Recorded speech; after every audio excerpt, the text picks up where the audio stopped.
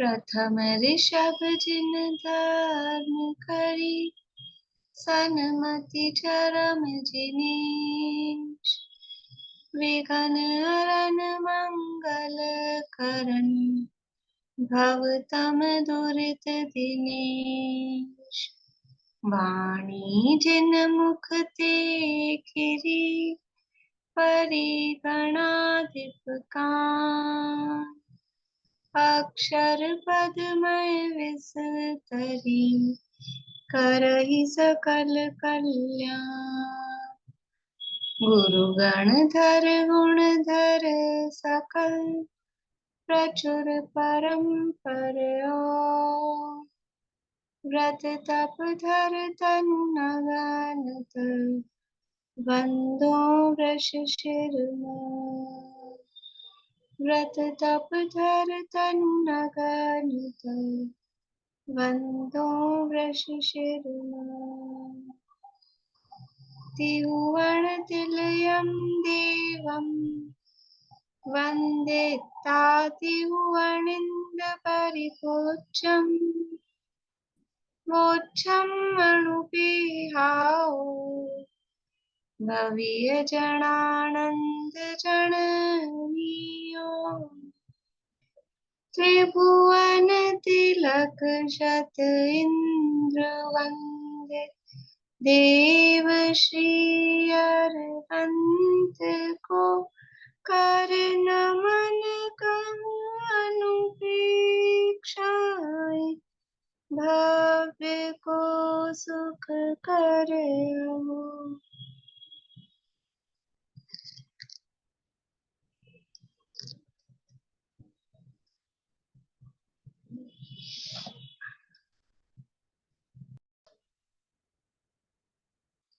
कार्तिकेयानुप्रेक्षा नामक एक ग्रंथ है, कार्तिकेय स्वामी द्वारा रचित। इसमें लोकानुप्रेक्षा की चर्चा अपनी चल रही है और चर्चा करते हुए यहाँ हम पहुंच गए हैं कि जो वस्तु व्यवस्था है, द्रव्यों का सामान्य स्वरूप है, किस तरह से द्रव्य में परिणमन होता है। और जो यहाँ वर्णन किया गया है, समझ लीजिए अन्य मती जो मानते हैं कुछ, उनकी मान्यता के निराकरण के साथ में वस्तु स्वरूप बता रहे हैं, लेकिन साथ में उनकी मान्यताओं का भी खंडन यहाँ होता जा रहा है कि जो मान्यताएं गलत दुनिया में प्रचलित हैं। तो कुछ एकांतवादी, कुछ क्या दुनिया में जिन धर्म ही अनेकांत है, जिन धर्म में ही अनेकांत है और उसको छोड़कर बाकी सब एकांती हैं, सब किसी न किसी रूप में केवल एक ही पक्ष को मानने वाले हैं। तो कोई वस्तु को सर्वथा नित्य मानता है, कोई सर्वथा अनित्य मानता है, कोई सर्वथा एक रूप मानता है, कोई सर्वथा अनेक रूप मानता है। तो ऐसी मान्यताओं से क्या प्रॉब्लम आती है, क्योंकि वस्तु स्वरूप ऐसा है नहीं और आप मानोगे तो दिक्कत ही दिक्कत है। वस्तु तो एकांत स्वरूप नहीं होगी। देखो, मान्यता में ही एकांत होता है, वस्तु स्वरूप में एकांत नहीं है। वस्तु तो अनेकांत स्वरूप ही है, पर वो जो अज्ञानियों की मान्यता में एकांत है, तो उससे, उस एकांत से उस वस्तु में क्या दोष आ जाएगा। अगर ऐसा ही वस्तु को मान लिया जाए, वस्तु वैसी हो जाए उनकी मान्यता की जैसी, तो क्या दोष आएगा, उनकी चर्चा यहाँ पर चल रही है। कल हमने चर्चा की थी कि जीव द्रव्य भी अनादि निधन, वो कार्य कारण भाव उसमें रहता है कि वो भी अनादि निधन है, नई नई पर्याय रूप से परिणमता है और अपने द्रव्य क्षेत्र काल भाव की सामग्री से नवीन नवीन पर्यायों को बाद में प्राप्त करता है। अब ये जो पर द्रव्य क्षेत्र काल भाव की अपेक्षा से जो कहा वो प्राप्त करता है, वो तो है ही सामग्री, जो पर सामग्री की बात की, लेकिन वास्तव में वो तो अपने ही द्रव्य क्षेत्र काल भाव रूप सामग्री से ही परिणमन करता है, अपने ही द्रव्य में, अपने ही क्षेत्र में, अपने ही काल में रहता हुआ और अपने ही स्वरूप से, अपने ही भाव रूप से परिणमन करता है, अपने कार्य को सिद्ध करता है। पर द्रव्य क्षेत्र काल भाव तो निमित्त मात्र है। अब 233 नंबर की गाथा है, पेज नंबर है 105, 105 नंबर का पेज है कार्तिकेय अनुप्रेक्षा में। गाथा और पद्यानुवाद का पाठ करते हैं अपन। अब यदि जीव अन्य स्वरूप होकर कार्य करे तो उसमें दोष दिखाते हैं कि पीछे कहा था जीव अपने स्वरूप से ही कार्य कर रहा है, सस्वरूपत्वो जीवो, पिछली गाथा में कहा था। तो अब यदि वो अन्य स्वरूप होकर कार्य करे तो उसमें क्या दिक्कत है, क्या दोष आएगा, वो यहाँ बता रहे हैं। सस्वरूपत्वो जीवो अन्न स्वरूपम गच्छते जदिः अण्णोऽन्न मेलनादो एक स्वरूपम हवे सवम। पढ़िए विनीता आंटी।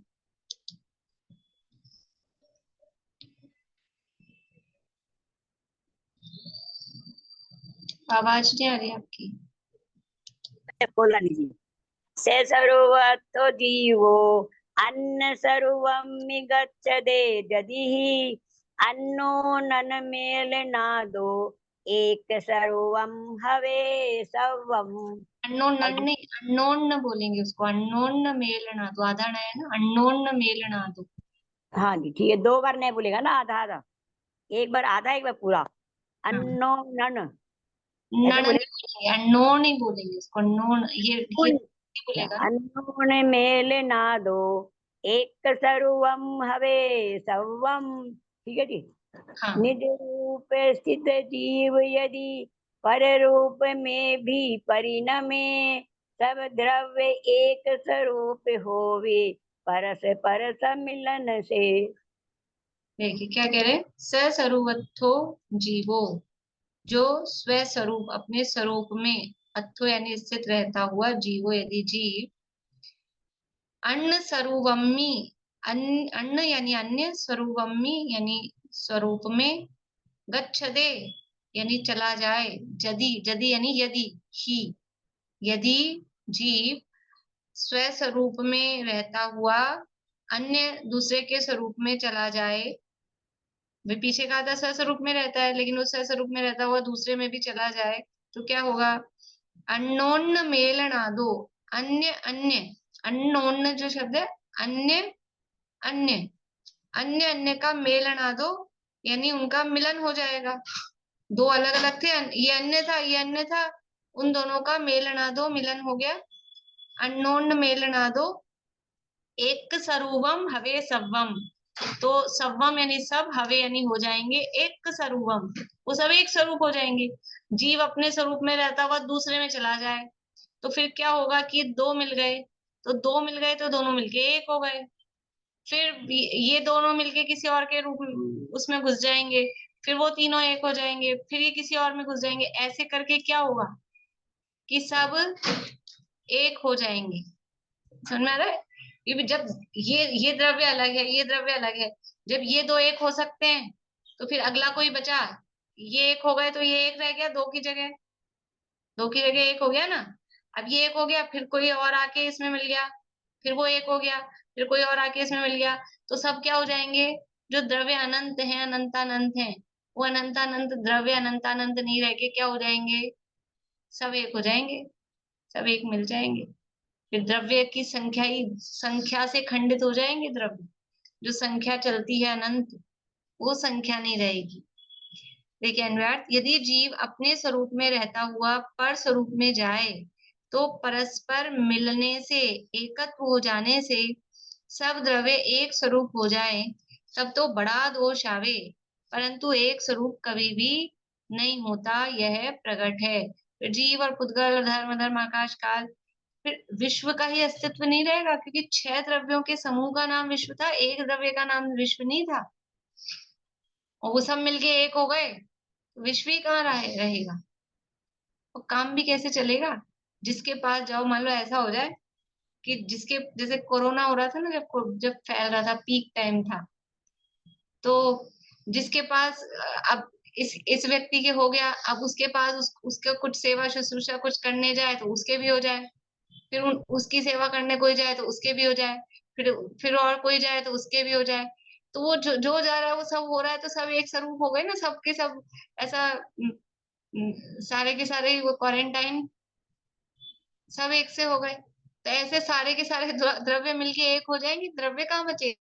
अकेला, ये यहाँ कह रहे हैं। लेकिन नीचे कुछ फुटनोट भी दिया है इसी के संदर्भ में।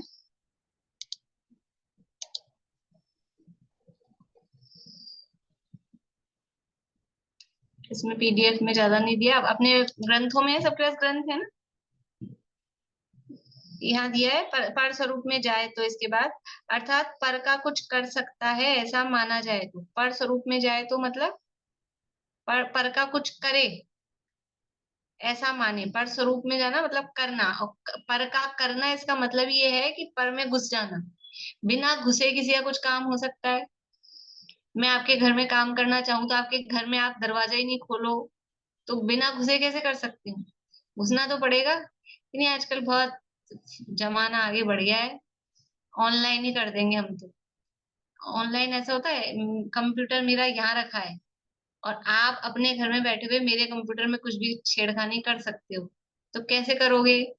फिर मुझे आपको वो पावर देनी पड़ेगी, कुछ तो करना पड़ेगा, ऐसे नहीं घुस सकते हो। तो जैसे वहां दरवाजा खोलने वाली बात है तो यहाँ वो पावर देने वाली बात है। तो घुसे बिना, उसमें प्रवेश किए बिना कुछ नहीं कर सकते। तो पर का कोई एक द्रव्य दूसरे द्रव्य का कुछ करे, कुछ कर सकता है, ऐसा संभव ही नहीं है। और यहाँ कह रहे हैं ये प्लस कहाँ लगाया है,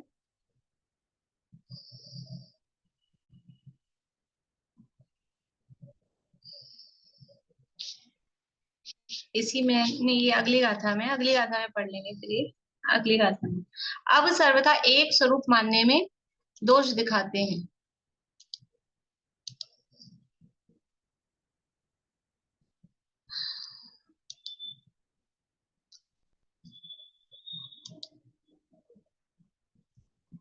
सुमित आंटी आप पढ़िएगा पीछे गाथा। अहवा बंभ स्वरूपम अवाम्बसर्वम् एकं सर्वं पिबन्नदे जदिः एकं सर्वं पिबन्नदे जदिः मन्नदे, मन्नदे जदिः मन्नदे जदिः चण्डाल बम्भणाणम् चण्डालभम्बमानम् चण्डाल बम्भणाणम् चण्डालभम्बनानम् तोण विशेषो हवे कोवि तो न विशेषो हवे कोवि अहवा बम्भ स्वरूपम् एकं सर्वं पिमन्नदे जदिः चण्डाल बम्भणाणम् तोण विशेषो हवे कोवि हवा भम्बस्रूवम् एकं सर्वं पिबन्नदे जदिः चण्डालबम्बनानं तो न विशेषो हवे कोवि यदि एक ब्रह्मस्वरूपी सविरूपी ऐसा मान ले चंडाल ब्राह्मण में कभी कुछ भेद फिर रहता नहीं। देखिए क्या कह रहे हैं आचार्य, उदाहरण दे रहे हैं। अहवा यानी अथवा,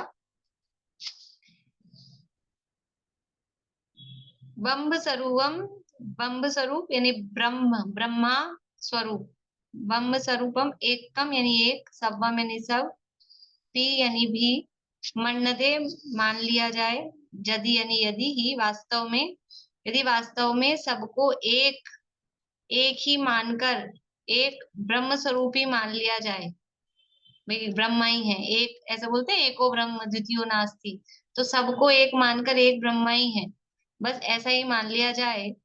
तो चंडाल ब्रह्मणानम की चंडाल है और ये ब्राह्मण है, चांडाल और ब्राह्मण का तो न, तो फिर न यानी नहीं, विशेषो यानी विशेष, विशेष यानी भेद, हवे होगा, को यानी कोई, भी यानी भी, तो फिर चांडाल और ब्राह्मण का कोई भेद ही नहीं होगा, नहीं रहेगा। यदि सबको एक ब्रह्म स्वरूप मानकर सबको एक ही मान लिया जाए तो फिर चांडाल में और ब्राह्मण में कुछ भी भेद नहीं रह पाएगा। देखिए अन्वयार्थ, यदि सर्वथा एक ही वस्तु मानकर ब्रह्म का स्वरूप रूप सर्व माना जाए तो ब्राह्मण और चांडाल में कुछ भी विशेषता यानी भेद न ठहरे। भावार्थ, एक ब्रह्म स्वरूप सब जगत को माना जाए तो अनेक रूप न ठहरे। यदि अविद्या से अनेक रूप दिखाई देता हुआ माना जाए तो अविद्या उत्पन्न किससे हुई? यदि ब्रह्म से हुई तो उससे भिन्न हुई या अभिन्न हुई, अथवा सतरूप है या असतरूप है, एक रूप है या अनेक रूप है। इस तरह विचार करने पर कहीं भी अंत नहीं आता है। इसलिए एक वस्तु का स्वरूप अनेकांत ही सिद्ध होता है और वह ही सत्यार्थ है। देखिए, ये वही बात चल रही है, समझ लो, क्योंकि अन्य मतों के मान्यता के आधार पे तो जो एक ब्रह्म मानने वाले हैं सांख्यमती, वो ऐसा एक ही ब्रह्म को मानते हैं। तो फिर उनसे पूछते हैं कि यदि एक ही ब्रह्म को मान रहे हो तो अनेक रूप तो दिखाई दे रहा है, हमको विविधताएं तो दिखाई देती है ना। यदि आप कह रहे हो सब एक ही ब्रह्म है तो सबको एक सा होना चाहिए था। पीछे अपन ने इसी में किसी प्रकरण में पढ़ा था, मोक्षा प्रकाशक का रेफरेंस दे के दिया था, या फिर कोई परिशिष्ट में पढ़ा था, मतलब मोक्षा प्रकाशक में दिया टोडामल जी साहब ने, कि यदि एक ही हो सब तो एक के सुख से सबको सुखी होना चाहिए, एक के दुख से सबको दुखी होना चाहिए। किसी के चाटा पड़ा तो सबको दुखी होना चाहिए। फिर कोई नारकी नरक में दुखी और देव स्वर्ग में सुखी ऐसा कैसे दिखाई दे रहे हैं? यदि सब एक ही हैं और सब जुड़े हुए ही हैं, सब मिलके एक हो रखे हैं, एक ब्रह्मा ही सब में है, तो फिर वहां नरक में दुख और स्वर्ग में सुख ऐसा कैसे हो सकता है? तो हमें विविधताएं तो दिखाई दे रही है ना, अलग अलग, और आकार प्रकार रचना और ये सब भी देखा जाए तो विविधता दिखाई दे रही है। सर्वगहो जति जीवो सर्वत्र विदुख सुख संपत्ति जाई जन सदिट्ठी नियतनुमानो तदो जीवो। ये वाला बढ़िया। ये सबका सब सब सुख दुख सबको एक हो जाए तो सब जीवों का मिलके एक हो जाना चाहिए, ऐसा सबको, या तो सबको सुखी रहना चाहिए, सबको दुखी रहना चाहिए, तो ऐसा नहीं है। तो ये कह रहे हैं कि यदि सर्वथा एक ही मान ले तो ये वो उस जो ब्रह्म स्वरूप मानते हैं तो उनको कह रहे हैं, तो वो कहते हैं कि नहीं, हम अविद्या से मानते हैं। जो विविधताएं दिखाई दे रही है, विविधताएं कैसे हो रही है कि एक अविद्या नाम की कोई है, उसके कारण ही अनेकता होती है। वैसे तो सब एक ब्रह्म स्वरूप है, लेकिन एक अविद्या होती है, उस अविद्या से अनेक रूप दिखाई देते हैं। इसे जिसे ये अविद्या कह रहे हैं, हम समझ लो उसको अज्ञान कहते हैं, तो ये अविद्या शब्द दे रहे हैं। तो अविद्या उत्पन्न हुई किससे? अब उनसे प्रश्न कर रहे हैं, तुम कह रहे हो अविद्या से। पहले उन्होंने कहा एक ब्रह्मा है, तो हमने कहा अगर एक है तो विविधता क्यों दिखाई दे रही है? जैनों ने कहा विविधता क्यों दिखाई दे रही है, तो वो सामने से कह रहे हैं कि अविद्या के कारण दिखाई दे रही है। तो फिर अब प्रश्न कर रहे हैं जैन वापस कि ये अविद्या उत्पन्न कराई किसने, हुई कहाँ से, अविद्या आई कहाँ से? जब एक ही था ना ब्रह्म, तो ये अविद्या का प्रोडक्शन कहाँ से हुआ, ये कहाँ से आई? तो वो अविद्या उत्पन्न किससे हुई? यदि ब्रह्मा से ही हुई है, वो कहेगा कि ब्रह्मा से अब बदले कैसे, क्योंकि पहले एक ही ब्रह्म था, तो अविद्या भी कहाँ से आएगी? अविद्या भी ब्रह्मा से ही आएगी। तो यदि वो कह रहा है कि ब्रह्मा से आई, तो फिर कह रहे हैं कि ब्रह्मा से अलग है कि अभिन्न है, भिन्न है कि अभिन्न है, ब्रह्मा से कनेक्टेड है कि उससे अलग है। अब देखो फंस गया आदमी, क्या कहेगा? अगर ब्रह्मा से भिन्न मानता है तो फिर दो हो गए, एक वो ब्रह्म कहाँ रहा? और ब्रह्मा से अभिन्न मान रहा है तो फिर वो ये गलत काम कैसे हो रहा है? जब ब्रह्मा एक ही है तो फिर ये अविद्या अलग काम कैसे करा दी? समझ में आ रही बात? मतलब थोड़ा सा भी बुद्धि लगाए ना, अभी थोड़ा सा भी लॉजिक लगाए तो ये कपोल कल्पित कल्पनाएं लगती हैं, बैठती नहीं, टिकते नहीं है कहीं। यदि ब्रह्मा से हुई है तो उससे भिन्न हुई है या भिन्न हुई है, अथवा सतरूप है या सतरूप है, मतलब उसका जो अविद्या है, उस अविद्या का अस्तित्व है कि भी नहीं है, असतरूप है।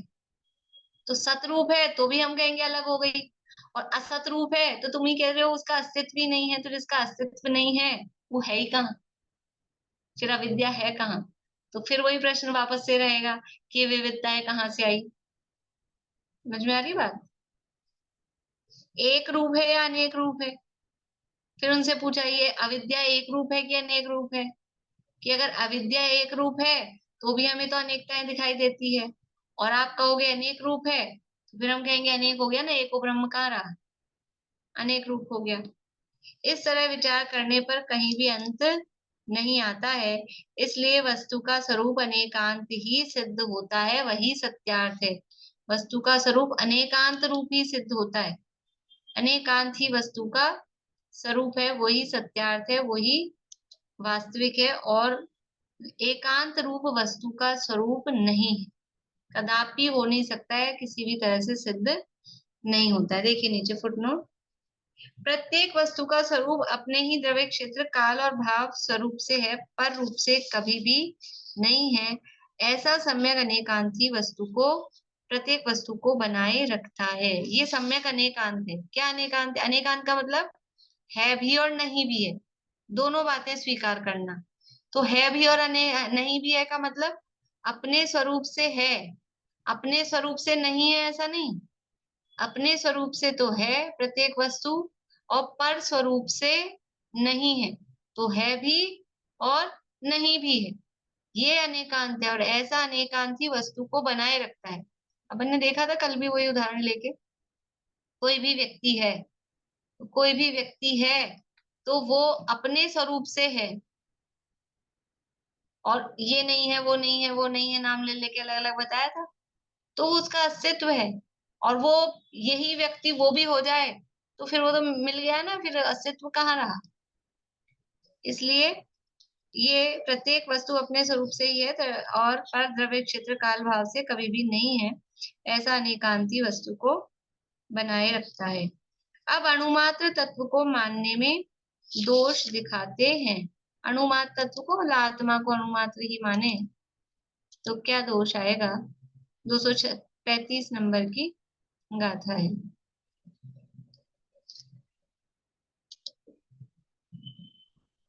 बोलिएगा मीना चाची आप पीछे। अणुपरिमाणं तच्चम् अणुपरिमाणं तच्चम् अंशविहीनं च मन्यते जदिः अंशविहीनं च मन्यते जदिः तो सम्बन्धाभावो तो सम्बन्धाभावो तत्तो विनकज्ज संसिद्धि। तत्तो विणकज्ज संसिद्धि परिमाणं तच्चम् अंशविहीनं च मन्यते जदिः तो सम्बन्धाभावो तत्तो विनकज्ज संसिद्धि। अणुपरिमाणं तच्चम् अंशविहीनं च मन्यते जदि तो सम्बन्धाभावो तत्तो विनकज्ज संसिद्धि। पढ़ी पद्यानुवाद। यदि वस्तु को अणुमात्र अंश विहीन माना जाए तो अंश पूर्वोत्तर रहे, संबंध बिन नहीं कार्य हो। देखिए, अणु परिमाणम तच्चम, अणु परिमाण यानी मात्र उतना, अणु के जितना, तच्चम यानी तत्व को, वस्तु को, अंश विहीनम च मन्यते जदिहि कि उसका और कोई अंश नहीं है, केवल अणु है, तो अणु में अब अणु ही है तो उसका और क्या अंश होगा? अणु अपने आप में एक अंश है, तो अंश से रहित केवल अणु मात्र ही, मन्यते यदि माना जाए, यदि यानी यदि ही, यदि तत्व को यानी वस्तु को अंश मात्र, अंश से रहित अणु मात्र ही माना जाए तो संबंधा भावो, तो क्या होगा कि तो संबंध का अभाव होगा। कौन से संबंध का? कि जो आगे पीछे, अभी पढ़ते हैं अपन आगे, जो वस्तु के अंश हैं उनमें संबंध का अभाव होके तत्तो, तत्तो यानी फिर, इस प्रकार से भी तब, तत्व यानी तब, वी यानी भी, न यानी नहीं, कज्ज संसिद्धि कार्य की सिद्धि नहीं होगी। यदि अन्वय देखिए, यदि एक वस्तु सर्वगत व्यापक न मानी जाए, यानी कि वो व्यापक है ऐसा नहीं मानी जाए और अंश रहित अणु परिमाण तत्व माना जाए, तो दो अंश के तथा पूर्वोत्तर अंश के संबंध के अभाव से अणुमात्र वस्तु से कार्य की सिद्धि नहीं होती। भावार्थ कह रहे हैं, निरंश क्षणिक निरन्वयी वस्तु के अर्थ क्रिया नहीं होती है, इसलिए सांश नित्य अन्वयी वस्तु कथनचित मानना योग्य है। यदि वस्तु को केवल एक अणु मात्र ही माना जाए, मतलब समझ लो कि क्षेत्र अपेक्षा से अणु मात्र और पर्याय अपेक्षा से एक, ऐसा उसको माना जाए, उसके और कोई अंश नहीं है, ऐसा माना जाए, तो मतलब ये है कि प्रदेश नहीं माने जाए। अणु मात्र माना जाए तो अणु एक प्रदेशी होता है। आत्मा के स्वरूप की बात ही चल रही है यहाँ, तत्व मतलब आत्मा से लेना। तो यदि आत्मा को एक प्रदेशी ही माना जाए और आगे पीछे प्रदेश ही नहीं है, तो कह रहे हैं जो पूर्वोत्तर जो अंश मतलब संबंध है, असंख्यात प्रदेशी है ना आत्मा, आत्मा असंख्यात प्रदेशी है और अनंत गुण रूप है और अनंत पर्याय रूप है। एक समय में भी अनंत गुणों की अनंत पर्याय होती है और भूत भविष्य की अपेक्षा से भी अनंत पर्याय होती है। तो वो आगे पीछे की पर्यायों का आपस में, यद्यपि प्रत्येक पर्याय स्वतंत्र है, लेकिन फिर भी पूर्व पर्याय उत्तर पर्याय का कारण होती है, ये पीछे कह के आए हैं, ये एक संबंध रहता है। तो यदि वो तत्व को, वस्तु को, आत्म वस्तु को एक अणु मात्र माना जाएगा और उसके कोई प्रदेश नहीं माने जाएंगे, तो फिर वो निरंश हो जाएगी, तो उससे भी उस जो कार्य की सिद्धि नहीं होगी। तो कैसे नहीं होगी, उसके लिए कहा कि वो अणु मात्र है, सर्वव्यापक नहीं है, सर्वव्यापक नहीं। तो सर्वव्यापक का मतलब पूरे शरीर में व्याप्त नहीं है आत्मा। आत्मा पूरे शरीर में व्याप्त है कि नहीं है? सर्वव्यापक का मतलब ही लोक में व्यापक वाला व्यापक नहीं समझना। शरीर में व्यापक नहीं है, आत्मा अणु मात्र ही है, तो शरीर तो इतना बड़ा है और आत्मा अणु मात्र ही हो उसमें इतनी सी, ऐसा लगता है ना। मतलब ये ऐसी मान्यता है दुनिया कि शरीर इतना बड़ा है, आत्मा एक अणु जितनी अंदर है, और वो ऐसे अणु वाली आत्मा निकल जाती है। लेकिन जितना शरीर, इसलिए आचार्य ने, आप देखेंगे ना गाथाओं में, द्रव्य संग्रह में भी लिखा है अणुगुरु देह परमाणु, देह प्रमाण है, देह प्रमाण है, ऐसा लिखते हैं। क्यों लिखते हैं? क्योंकि दुनिया में ये मान्यता भी चलती है कि आत्मा तो एक अणु जितना है बस, और पूरे शरीर में आत्मा फैला हुआ नहीं है, ऐसी मान्यता भी चलती है। तो अब वो वाली मान्यता आ गई, उसको उनको कह रहे हैं कि यदि अणु मात्र माना जाएगा आत्मा को, पूरे शरीर में व्यापक नहीं माना जाएगा, तो वो काम कैसे करेगा? आत्मा एक ही जगह, एक अणु तो एक ही जगह होगा और उसके अंश ही नहीं है।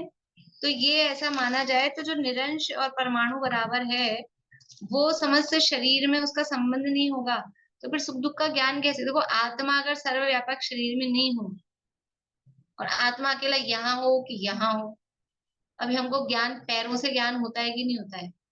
हाथों से ज्ञान होता है कि नहीं होता है? कि पैर इतने लंबे हैं, हर जगह से ज्ञान होता है कि नहीं होता है? कभी तो कहते हैं आज मेरे घुटनों में दर्द हो रहा है, फिर कभी कहते हैं पिंडलियों में दर्द हो रहा है, फिर कभी कहते हैं थाइज में दर्द हो रहा है। तो ये अलग अलग ज्ञान कैसे हो रहा है?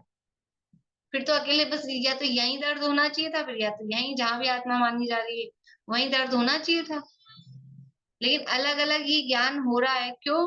क्योंकि पूरे शरीर में आत्मा व्यापक है। कभी हम ये नहीं कहते मेरे बालों में दर्द हो रहा है, क्योंकि वहां आत्मा नहीं है।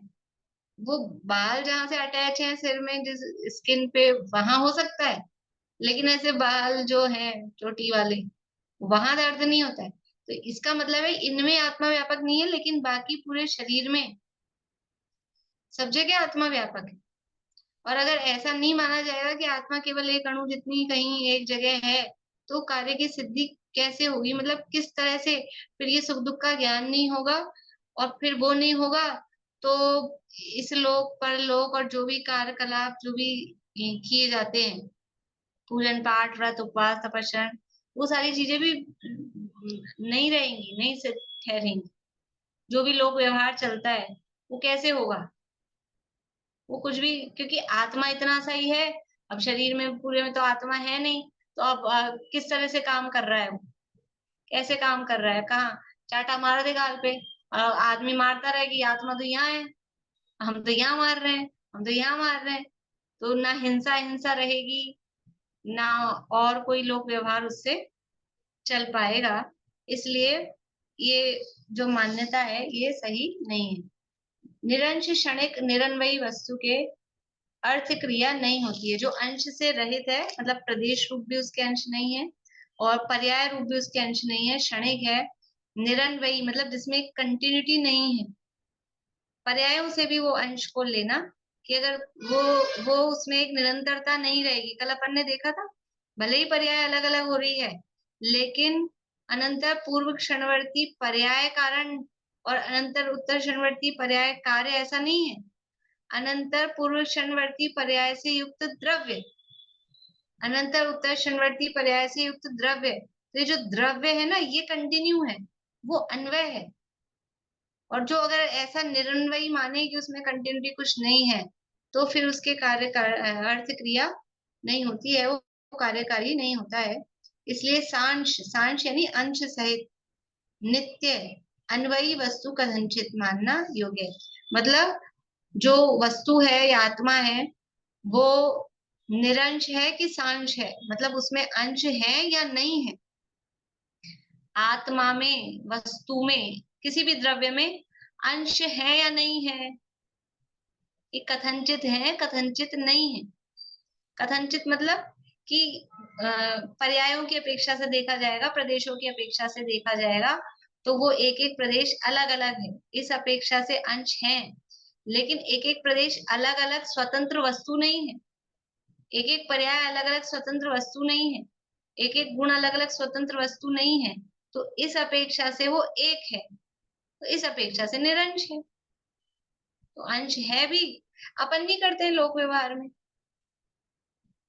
क्यों भाई मीना चाची, आप लोग सब एक हो, आपके घर में जो भी हैं 8-10 मेंबर, आप सब एक हो कि अलग अलग हो? एक हो कि अलग अलग हो? कि हमारे घर शादी का कार्ड देना है आपको, तो कितने दूं, 8 दूं, 10 दूं कि नहीं? हम एक ही हैं, एक ही कार्ड लगेगा, एक ही कार्ड बहुत है। तो फिर एक ही थाली, एक ही बस आप जीम लेना, फिर सबका काम हो जाएगा, फिर जीमने सब तो नहीं आएंगे कि जीम, भोजन तो सब अपना अपना करेंगे। तो इस अपेक्षा से सब अलग अलग है, भोजन करेंगे तो सब अपना अपना करेंगे, इस अपेक्षा से अलग है। लेकिन कार्ड लेना है तो 10 कार्ड नहीं देते, किसी के घर में 15 मेंबर है, 5 मेंबर है, 6 मेंबर, तो जितने मेंबर होते हैं उतने कार्ड देके जाते हैं क्या? एक ही कार्ड पे लिख देते हैं सहपरिवार। तो इसी तरह से द्रव्य भी किसी अपेक्षा से सांश है, किसी अपेक्षा से निरंश है, तो कथनचित सांश उसको मानना योग्य है। बोलिए। मैम जो आप वापस एक बार वापस समझाइए ना, जो प्रदेश है एक एक प्रदेश अलग अलग है और आत्मा में है सब इसलिए एक है, इस तरह का कुछ क्या वापस बोलिए ना, ये वाला समझाइए। भाई प्रदेश, प्रदेश की अपेक्षा से अलग अलग है, लेकिन वो प्रदेश आत्मा में है ना। ये प्रदेश अलग, ये प्रदेश अलग, ये प्रदेश अलग, ऐसा नहीं है। भले ही प्रदेश सारे अलग अलग हैं, ठीक है, यहाँ पिन चुभाया, यहाँ पिन चुभाया, तो अकेला यहाँ दर्द होता है कि पूरे में दर्द होता है? मतलब यहाँ से उस दर्द का ज्ञान हो रहा है, लेकिन ऐसा नहीं होता कि बस ये दर्द हो रहा है। वो दर्द का ज्ञान सर्व सर्व आत्म प्रदेशों में पूरे ज्ञान, मतलब पूरे आत्मा में ज्ञान होता है। तो इस अपेक्षा से वो जुड़े हुए हैं, और ऐसे अलग भी है। तो इसको सांस बोलेंगे, सांस। अलग अलग बोले को अंश सहित, स अंश स अंश। होते हैं ना, स आदि, सादी, हाँ। ऐसे स अंश सांश, और निरअंश अंश से रहित वो निरंश।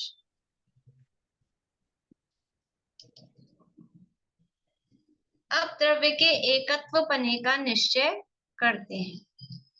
देखिए आगे, इनमें तो क्या है कि जितना ज्यादा वो अन्य मतों का ज्ञान होता है ना, अपने को जितना ज्यादा होगा, वे अपने लोगों को ज्यादा है नहीं, इसलिए ज्यादा व्याख्या, ज्यादा विस्तार करना मतलब कर भी नहीं सकते, क्योंकि ज्ञान उतना है नहीं, ना पढ़ने वालों को, ना मुझे भी उतना नहीं है। पर जिनको होता है तो वो इस संबंध में बहुत फिर आगे वो उन मतों का जो भी है मान्यता, उसके आधार पर उसको और डिटेल, जो अपने न्याय के ग्रंथ हैं उनमें इन्हीं आधार पे बहुत बहुत लंबी लंबी व्याख्याएं की गई। समंत भद्राचार्य आदि आचार्यों ने, जो आत्ममीमांसा आदि जो ग्रंथ है उनमें ये व्याख्याएं बहुत विस्तार से की गई हैं, पर वो फिर अपने लिए जटिल हो जाती है क्योंकि वो अन्य मतों की मान्यता है, वो सब उसमें जुड़ती है साथ में।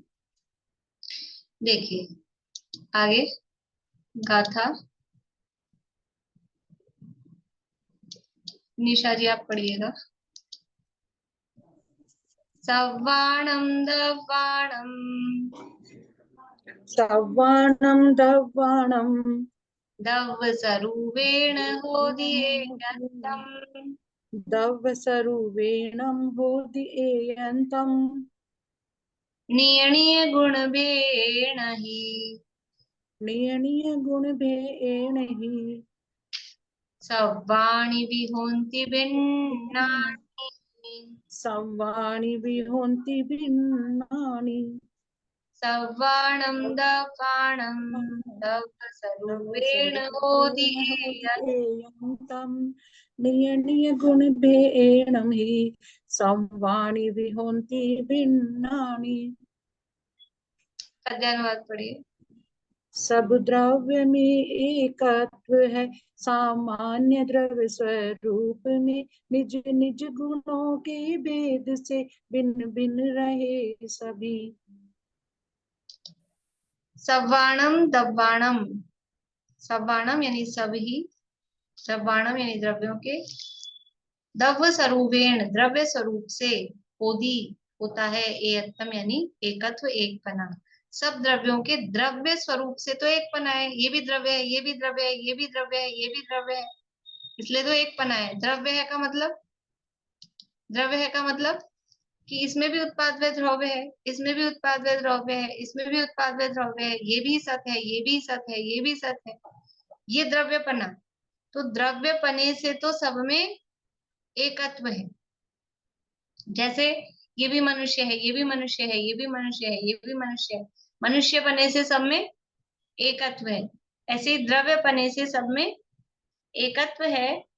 निय निय गुण भेण ही, निय यानी निज, निज अपने अपने गुणों के भेद से, निय निय गुण भेण, भेण यानी भेद से, भिन्नता से, सव्वाणी भी होन्ति भिन्नानी, सव्वाणी यानी सब, भी यानी भी, होन्ति यानी होते हैं, भिन्नानी यानी भिन्न भिन्न। द्रव्य स्वरूप से सब द्रव्यों में एकत्व है, सब द्रव्य हैं इसलिए सब एक हैं, लेकिन अपने अपने गुणों के भेद से उन सब में भिन्नता भी होती है। मनुष्य पने से सब एक हैं, लेकिन अब जो जो भी गुण हो, कि ये भारतीय है, कि अफ्रीकन है, कि अमेरिकन है, कि ये यूरोपियन है, कि ये जापानीज है, कि ये चाइनीज है, ये उनके अलग अलग गुणों के भेद से उनमें भिन्नता होती है, कि लंबा है, कि काला है, कि गोरा है, जो भी गुण देखा जाए, कि हिंदी है, कि गुजराती है, कि मराठी है, कि कन्नड़ है, कि तमिल है, नियणीय गुण भेद ही, अपने अपने गुणों के भेद से वो सब भिन्न भिन्न होते हैं। तो सत स्वरूप से उत्पाद व द्रव्य पने से सब द्रव्य एक हैं, लेकिन ये ज्ञान दर्शन वाला है, ये स्पर्श रस गंध वर्ण वाला है, ये गति हेतुत्व वाला है, ये स्थिति हेतुत्व वाला है, ऐसे अपने अपने गुणों के भेद से उनमें भिन्नता होती है। देखिए अन्वयार्थ और भावार्थ पढ़ते हैं।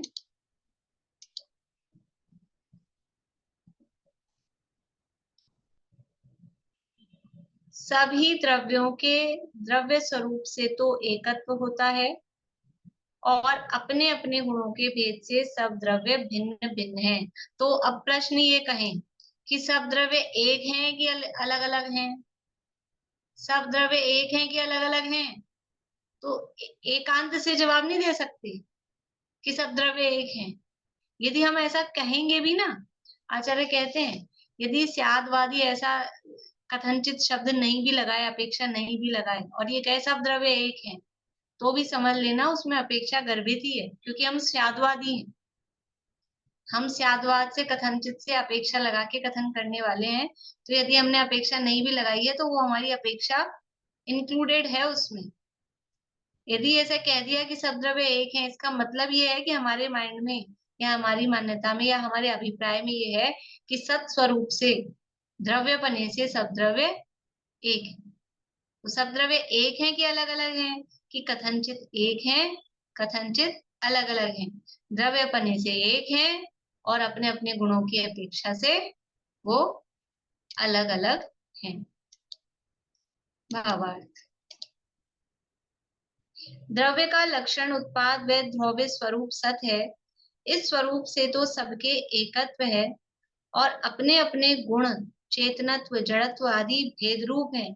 इसलिए गुणों के भेद से सब द्रव्य भिन्न भिन्न है तथा एक द्रव्य की त्रिकालवर्ती अनंत पर्याय हैं। सो सब पर्यायों में द्रव्य स्वरूप से तो एकता ही है। जैसे चेतन की पर्याय सब ही चेतन स्वरूप है, पर्याय अपने अपने स्वरूप से भिन्न भी है, भिन्न कालवर्ती भी है, इसलिए भिन्न भिन्न भी कहते हैं। जो क्या कह रहे हैं कि गुणों वाली बात तो समझ में आ गई कि जो लक्षण है उत्पाद व द्रव्य वो तो सबका एक ही, इस अपेक्षा से एकत्व है, लेकिन ये चेतन है, ज्ञान दर्शन वाला है, ये जड़ स्पर्श रसगंध वर्ण वाला है। ऐसे भेद, गुणों के भेद से उनमें भिन्नता भी है तथा एक द्रव्य की त्रिकालवर्ती अनंत पर्याय हैं। अब एक द्रव्य पे आ गए अभी तो, क्योंकि पर्यायों में जब देखेंगे तो एक ही की अनंत पर्याय है। तो अब एक द्रव्य की तीनों काल की पर्याय देखें तो कितनी है? अनंत पर्याय है। भूतकाल में अनंत हो गई, वर्तमान में एक हो रही है, भविष्य में अनंत होगी। सो सब पर्यायों में द्रव्य स्वरूप से तो एकता ही। उन पर्यायों में द्रव्य स्वरूप से एकता है का मतलब क्या एक पर्याय अभी वाली वर्तमान पर्याय, क्या पिछली पर्याय ये वर्तमान पर्याय है, ये पूर्व पर्याय है, तो क्या ये दोनों एक हैं?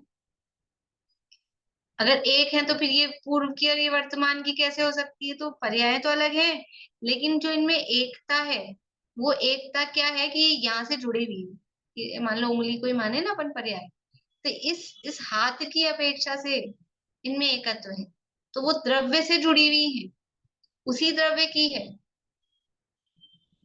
मारीची है कि शेर है कि महावीर है, कि पर्याय की अपेक्षा से अलग अलग है, लेकिन वो जो जीव आत्मा उनमें है उस अपेक्षा से उन पर्यायों में एकता है। तो एक द्रव्य की त्रिकालवर्ती अनंत पर्याय हैं, सो सब पर्यायों में द्रव्य स्वरूप से तो एकता ही है। जैसे चेतन की पर्याय सब ही चेतन स्वरूप ही है। अब चेतन की जो जो जीव की जो जो भी पर्याय होंगी, मनुष्य, देव, नारकी, तिर्यंच, ये तो समझ लो असमान जाति पर्याय हैं। लेकिन ज्ञान की, दर्शन की, मति ज्ञान, श्रुत ज्ञान, चक्षु दर्शन, अचक्षु दर्शन, ये जो पर्याय हो रही हैं, ये कैसी हैं? ये पर्याय जड़ है कि चेतन है? जीव के मति ज्ञान, श्रुत ज्ञान की पर्याय, चक्षु दर्शन, अचक्षु दर्शन आदि पर्याय, ये जड़ है कि चेतन है? कि जीव की है ना, तो चेतन ही है। चेतन की सब पर्याय चेतन है, जड़ की सब पर्याय जड़ है। अच्छा, ये तो चलो जीव के विशेष गुण थे। जीव के अस्तित्व, वस्तुत्व, द्रव्यत्व, जो सामान्य गुण है उनकी पर्याय होती है कि नहीं होती है? सामान्य गुणों की पर्याय होती है कि नहीं होती है? हाँ कि ना? होती है। तो जीव के अस्तित्व की जो पर्याय और पुद्गल में अस्तित्व की पर्याय दोनों में होती है कि नहीं होती है? जीव का अस्तित्व है, शरीर का अस्तित्व है, तो जीव के अस्तित्व की पर्याय अलग और शरीर के अस्तित्व की पर्याय अलग। ये अलग अलग होंगी कि दोनों की एक होगी? दोनों की अलग अलग होगी ना। जीव के अस्तित्व की पर्याय अलग और शरीर के अस्तित्व की पर्याय अलग। तो ये कैसी होगी? जीव का जो अस्तित्व है और पुद्गल का जो अस्तित्व है, अस्तित्व अस्तित्व एक से सेम होगा। जैसा जीव का अस्तित्व है वैसा पुद्गल का अस्तित्व है ना?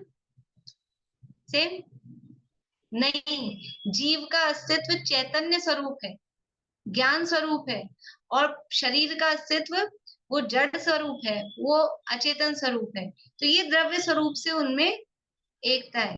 जीव के जितने भी गुणों की एकता है, पर्याय हैं, वो सब जीव रूप ही है।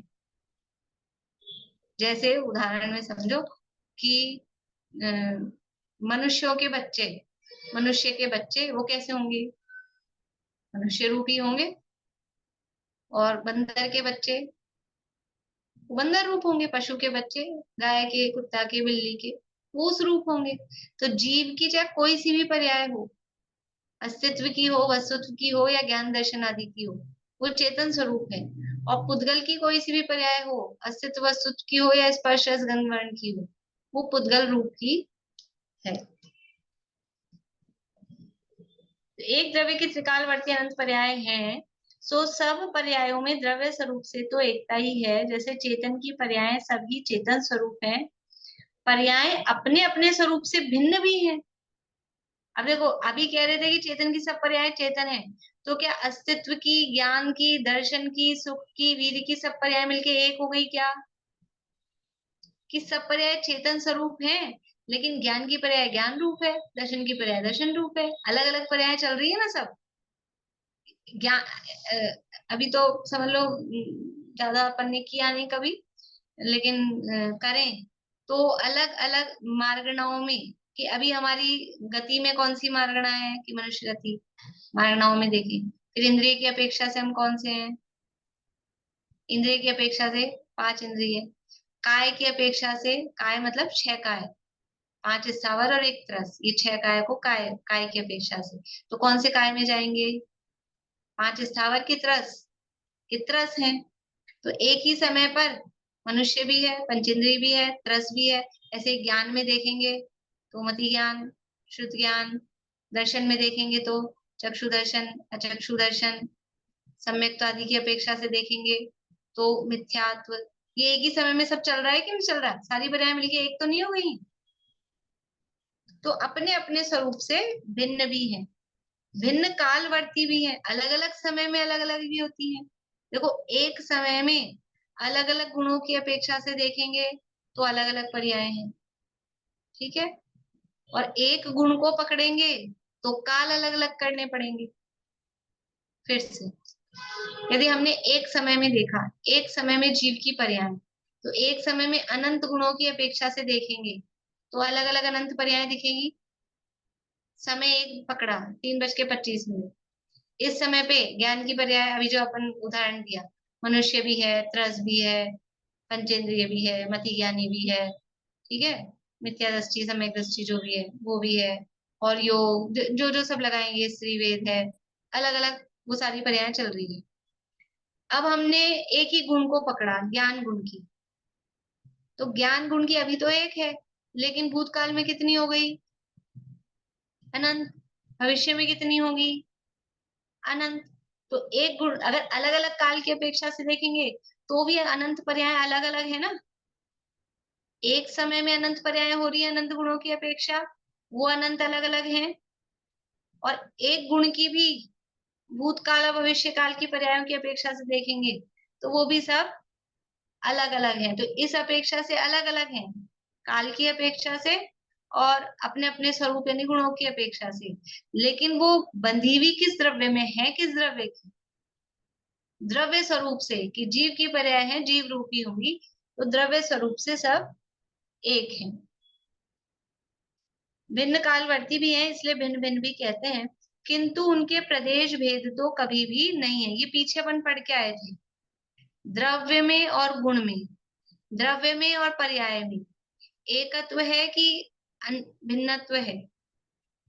इसी में पीछे पढ़ के आए थे कुछ गाथाओं पहले, इसी प्रकरण में बताती हूँ मैं, पूछ नहीं रही। कथनचित एकत्व है, किसी अपेक्षा से एक है, किसी अपेक्षा से अनेकत्व है। तो किस अपेक्षा से एकत्व है? द्रव्य से, क्षेत्र से और काल से तो एक ही है। द्रव्य एक ही है, द्रव्य और गुण का, द्रव्य और पर्याय का। क्षेत्र एक ही है, और काल यानी उसी समय, जिस समय द्रव्य है उसी समय गुण भी है, उसी समय द्रव्य और पर्याय भी है, ठीक है। लेकिन भाव अलग है। गुण किसे कहते हैं, पर्याय किसे कहते हैं, द्रव्य किसे कहते हैं, ये भाव भेद है। और अपन ने संख्या संख्या लक्षण प्रयोजन इस अपेक्षा से भी देखा था भेद, याद आ गया? याद तो आ गया ना, देखा था, भले ही क्या देखा था वो नहीं याद आया, लेकिन शब्द तो ख्याल आए, देखा था ना।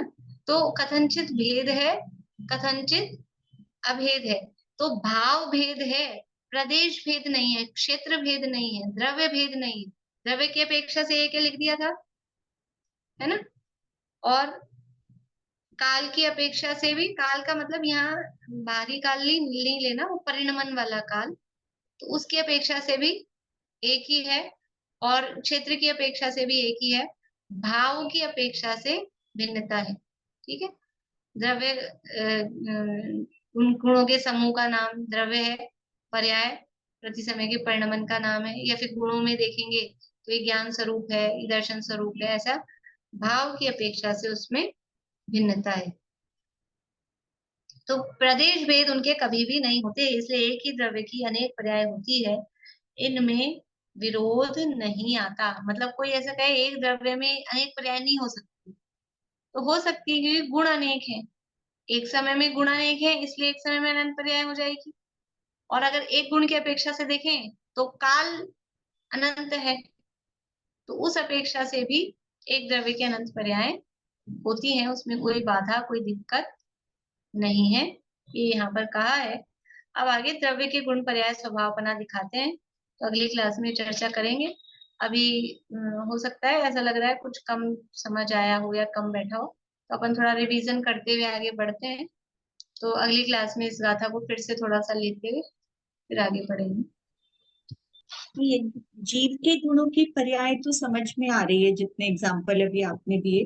पुद्गल के गुणों की जो अचेतन रूप पर्याय, उसके एग्जाम्पल बताइए। अचेतन रूप पर्याय का मतलब, अब जैसे कोई भी पर्याय मान लो, ये इसमें स्पर्श रस गंध वर्ण है, तो वो स्पर्श चेतन रूप है कि अचेतन रूप है, ये है मार्कर। ये मार्कर को हमने टच किया, ये खुरदुरा है, अचेतन रूप है ना। इसके जो भी पर्याय है, इसका जो भी रंग है, तो ये चेतन रूप है कि अचेतन रूप है? वर्ण है, अचेतन रूप है। ये इसकी जो पर्याय हो रही है, अब इसको भी पर्याय ले लो, ये मार्कर ही अपने आप में पुद्गल की स्कंद रूप पर्याय है, तो ये पर्याय चेतन रूप है कि अचेतन रूप है? चेतन रूप है। अचेतन रूप। अब जीव और पुद्गल दो ही दिखते हैं, धर्म धर्म आकाश काल अपने को दिखते नहीं है। इसी से अनुमान से उनको भी देखा जा सकता है कि धर्म द्रव्य की जो अस्तित्व वस्तुत्वादी जो पर्याय हो रही है, वो धर्म द्रव्य रूप है, वो उनका अस्तित्व धर्म द्रव्य रूप है, जीव रूप उनका अस्तित्व नहीं है। यही है कि वो धर्म रूप उनकी पर्याय हो रही है। आकाश द्रव्य का जो अस्तित्व है वो आकाश रूप है, जीव का जो अस्तित्व है वो जीव रूप है, ये उस रूप उनकी पर्याय हो रही है। ठीक है। चलिए जिनवाणी स्थिति बोलते हैं। पारो तुम बोल सकती हो, बोलोगी?